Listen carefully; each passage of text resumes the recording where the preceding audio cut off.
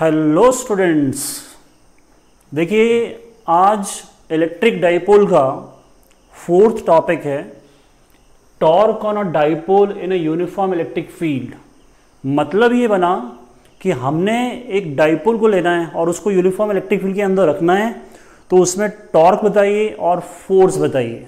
दो चीज़ें डिस्कस करेंगे, ठीक। तो पहले फोर्स डिस्कस करते हैं, पर उससे पहले डायग्राम देखिए। डायग्राम में मैंने यहाँ पर यूनिफॉर्म इलेक्ट्रिक फील्ड लाइंस बनाई हैं। यूनिफॉर्म इलेक्ट्रिक फील्ड लाइंस वो होती हैं जो ऐसा सेम डायरेक्शन में रहती है और उनके बीच में गैप सेम रहता है, और इसके बीच में आपने एक इलेक्ट्रिक डाइपोल को रखा। और डाइपोल क्या होता है? System of two equal and opposite charges separated by small distance and that distance is what? 2l। ठीक। अब डाइपोल की डायरेक्शन आपको बताएगी फ्रॉम नेगेटिव टू कहां चलती है बच्चों? बोलो। Negative to positive. तो डाइपोल इस तरफ जा रहा है, which is a vector quantity. अब इसमें इलेक्ट्रिक फील्ड हमारे पास इस तरफ जा रही है, तो इलेक्ट्रिक फील्ड और डाइपोल के बीच में एंगल है थीटा। क्लियर? अब पहले हम इसमें देखते हैं फोर्सेस। तो अब देखिए कि जब हम किसी इलेक्ट्रिक फील्ड के अंदर किसी चार्ज को रखते हैं तो उस चार्ज में फोर्स लगना स्टार्ट हो जाएगी। तो this positive charge is moving in the direction of electric field, और इसकी जो फोर्स होगी that is F is equal to QE। उधर की तरफ जाएगा चार्ज, और ये वाला चार्ज इधर की तरफ जाना चाहेगा, तो इसमें फोर्स होगा F is equal to minus QE। समझ आ गया? क्योंकि आपने अगर इसको नहीं पढ़ा है तो मेरा इलेक्ट्रोस्टैट का इलेक्ट्रिक फील्ड वाला आर्टिकल देखिए, इंटेंसिटी वाला, जो आपको डिस्क्रिप्शन बॉक्स में मिल जाएगा, उसको पढ़िए, फिर इसमें आ जाइए। तो डायरेक्टली याद करिए, इलेक्ट्रिक फोर्स का formula in terms of electric field is QE। तो ये माइनस वो प्लस। अगर आप इन दोनों को ध्यान से देखें तो इस डाइपोल में दो फोर्सेस लग रही है, एक उधर एक इधर। क्लियर? अब नेट फोर्स की बात करते हैं। तो इन दोनों फोर्सेस को अगर देखें तो दोनों फोर्सेस मैग्नीट्यूड वाइज इक्वल हैं, बट डायरेक्शन अगर देखें तो क्या अपोजिट है। तो अगर हम यहां लिखना चाहें कि what is a net force, तो net force on a dipole, net force हमारे पास यहां पर हो जाएगा क्या? प्लस QE उधर वाली और माइनस QE, दोनों cancel out. Hence the net force acting on a dipole is what? 0। इतना समझ आया? फोर्स की बात हो गई। अब करते हैं टॉर्क की बात। तो टॉर्क हमने जो +1 में पढ़ा हुआ है रोटेशनल डायनामिक में कि टॉर्क क्या होता है? Torque perpendicular distance into force होता है, ठीक। और उसका काम क्या होता है? To rotate the body. तो यहां पर डाइपोल जो है ना बच्चों, ये रोटेट करना चाहेगा। क्यों? क्योंकि यहां पर ये दो फोर्सेस हैं तो इक्वल अपोजिट, जो कि नेट फोर्स 0 है, बट दोनों फोर्सेस अपना अपना काम कर रही है। क्लियर है? अब कैसे काम कर रही हैं? यहां पर अगर देखें तो ये फोर्स इधर जा रही है, ये फोर्स इधर जा रही है, और ये एक ही डाइपोल है, तो इससे क्या होगा? ये रोटेट होना चाहेगा, घूमना चाहेगा, ठीक है। अब घूमना चाहेगा तो यहां पर हम बोलेंगे कि these two forces are not acting in the same line of action, in the same line of action, line of action में नहीं एक्ट कर रही हैं। therefore these forces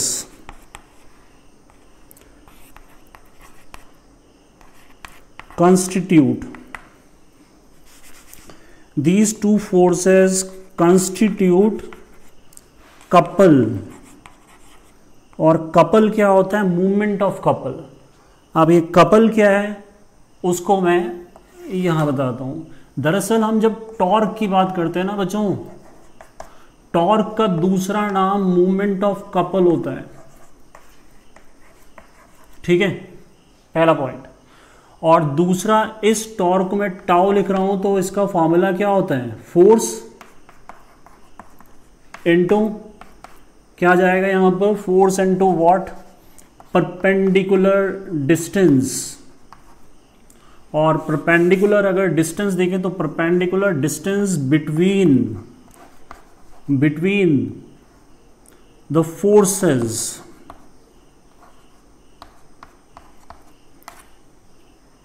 ये थ्योरेटिकल पार्ट लिख लिया, आप देखना इसको समझना जरा, ध्यान से देखना भाई।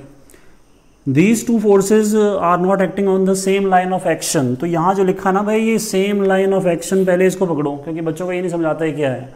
क्या है कि ये फोर्स इधर लग रही है, इस लाइन पे लग रही है, इस वाले पर, और ये वाली फोर्स इस लाइन पर लग रही है।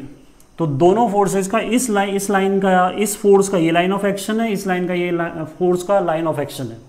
तो दोनों का अपना अपना लाइन ऑफ एक्शन है, तो दोनों अलग अलग जगह लगी हुई हैं, ठीक है ना। तो ये कपल की तरह कर रहे हैं काम। कपल आप जानते हैं, दो चीज़ों को कंबाइन जब बोलते हैं इसको कपल बोलते हैं। तो यहाँ पर दो फोर्सेस है, इसलिए इसको हम कपल बोल रहे हैं। और मूवमेंट ऑफ कपल जो हमने रोटेशन में पढ़ा था उसको टॉर्क भी बोलते हैं, ठीक है। अब टॉर्क क्या होता है, फोर्स इनटू परपेंडिकुलर डिस्टेंस होता है। तो इसकी वजह से बॉडी रोटेट करना चाहेगी कपल की वजह से, जिसको हम टॉर्क बोल रहे हैं। अब हमारे पास फोर्स तो हमें पता ही है, ठीक है ना। एक ध्यान रखना कि टॉर्क जो फोर्स लेते हैं ना, that is a magnitude wise. दोनों में से कोई भी ले लो, मैग्नीट्यूड वाइज दोनों इक्वल है, ठीक है। अब हमारे पास यहाँ पर, इसको मैं थोड़ा आगे बढ़ाऊँ तो मैं यहाँ लिखूंगा टॉर्क क्या है, तो मैं बोलूँगा फोर्स मैग्नीट्यूड वाइज कोई भी। परपेंडिकुलर डिस्टेंस नहीं दिख रहा भाई, तो परपेंडिकुलर डिस्टेंस के लिए यहाँ ध्यान से देखना। मैं यहाँ एक लाइन ड्रॉ करता हूँ, ये मैंने लाइन ड्रॉ की और इसको बंद कर दिया ना, और इसका नाम दे दिया भाई मैंने ABC। लो देखो जरा, तो ट्राइंगल ABC बन गया। अब हमारे पास ये ट्राइंगल ABC में हमें एंगल भी चाहिए। तो आप देख रहे हो ये थीटा है, तो ये भी थीटा होगा, सही है, क्रॉसपोंडिंग एंगल।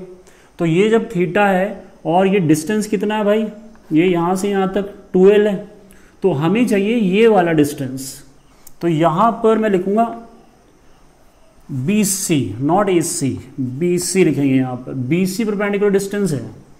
अब BC परपेंडिकुलर डिस्टेंस कैसे है, अगर आप देखें तो ये फोर्स ऐसे है, मेरे हाथ को देखो, ये फोर्स ऐसे है और ये फोर्स ऐसे है, ठीक। और इन दोनों के बीच में परपेंडिकुलर डिस्टेंस ये नहीं हुआ, चेक करो, ये फोर्स इन दोनों के बीच में ये वाला परपेंडिकुलर डिस्टेंस हो जाएगा।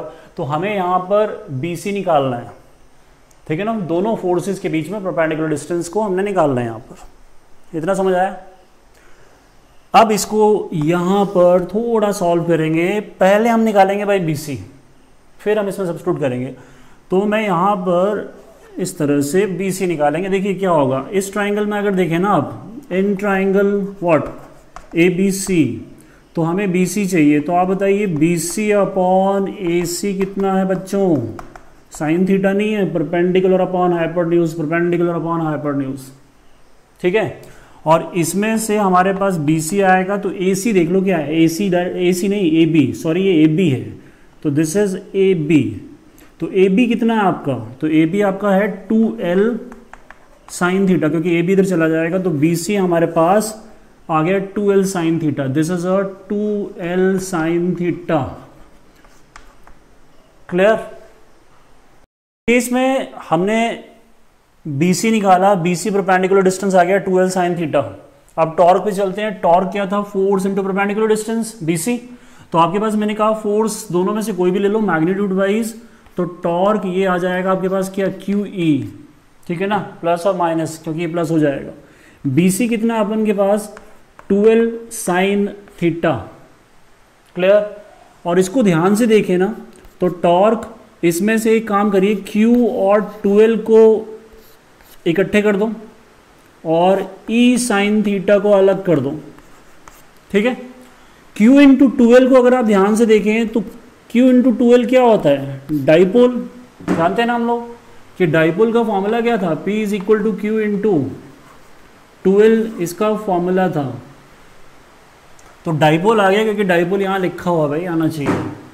अब आपके पास ये आ गया PE साइन थीटा। यहाँ पर वेक्टर क्वांटिटी नहीं आएगी। अब अगर देखें तो PE साइन थीटा बना, ठीक है।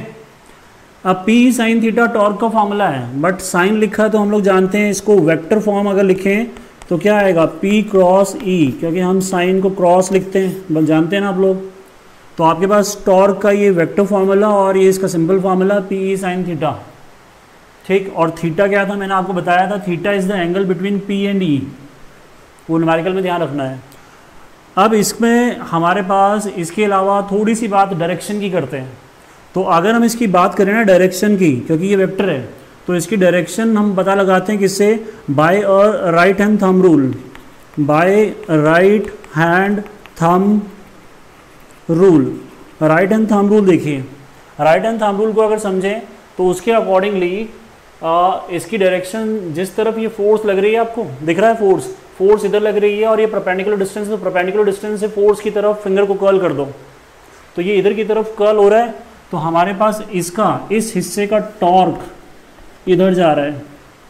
और इसमें अगर देखें तो ये परपेंडिकुलर डिस्टेंस और ये फोर्स, तो ये वाला टॉर्क इधर जा रहा है, तो ये इस तरह से रोटेट करना चाहता है, मतलब दोनों फोर्सेस यहाँ पर इसको इस तरह से रोटेट करेंगी।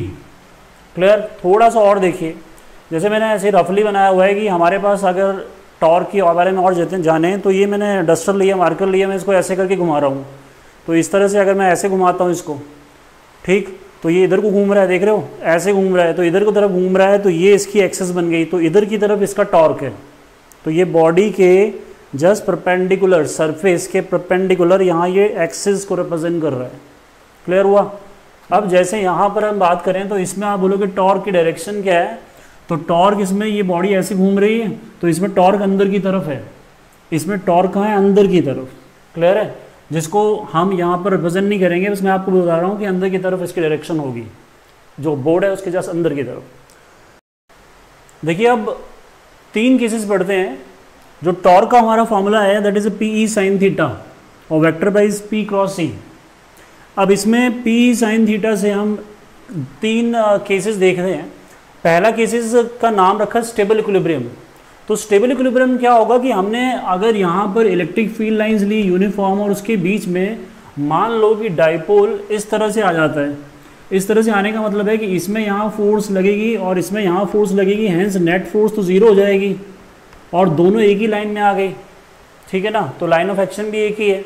तो यहाँ पर क्या है कि डाइपोल इस डायरेक्शन में है और ई भी इसी डायरेक्शन में है, तो दोनों की डायरेक्शन सेम है। तो यहाँ पर जो एंगल है स्टेबल इक्विलिब्रियम का वो आता है क्या, 0। और इसको यहाँ पुट कर देते हैं भाई, साइन 0 आपको पता है कितना होता है, 0।